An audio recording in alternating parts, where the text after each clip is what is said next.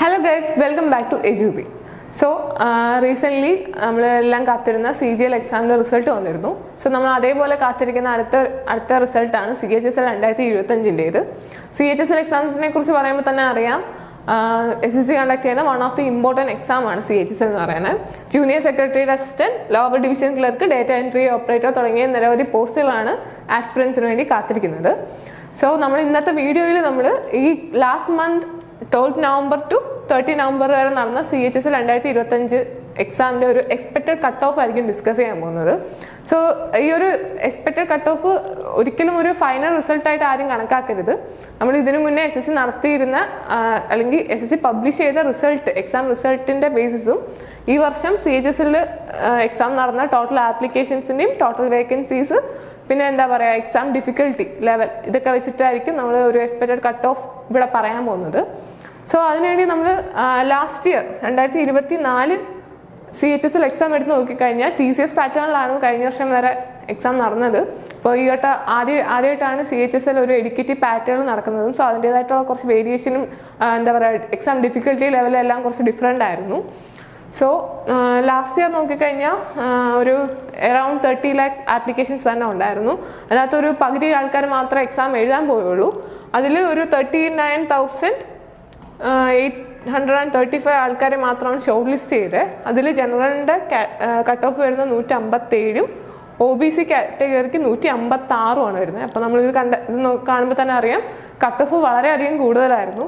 ഞാൻ പറഞ്ഞ പോലെ TCS പാറ്റേണിൽ നടന്നതുകൊണ്ട് തന്നെ PYQസിൻ്റെ എണ്ണം കൂടുതലാവുകയും സ്കോർ എല്ലാവർക്കും കമ്പാരിറ്റീവ്ലി കൂടുതലായിരുന്നു. അതുകൊണ്ട് തന്നെ കട്ട് ഓഫും ഭയങ്കര കൂടുതലായിരുന്നു. വേക്കൻസീസും കഴിഞ്ഞ വർഷം ഭയങ്കര കുറവായിരുന്നു. വേക്കൻസീസ് അറൗണ്ട് കഴിഞ്ഞ വർഷവും 3,712 വേക്കൻസീസ് മാത്രമേ ഉണ്ടായിരുന്നുള്ളൂ റഫ്ലി. സോ അതുകൊണ്ട് തന്നെ കട്ട് ഓഫും നല്ല കൂടുതലായിരുന്നു. ഈ വർഷത്തെ നമ്മൾ വേക്കൻസീസ് നോക്കിക്കഴിഞ്ഞാൽ ഈ വർഷത്തെ ടോട്ടൽ വേക്കൻസി 3,131, ടോട്ടൽ ആപ്ലിക്കേഷൻസ് 30.69 ലക്ഷം ആൾക്കാരായിരുന്നു.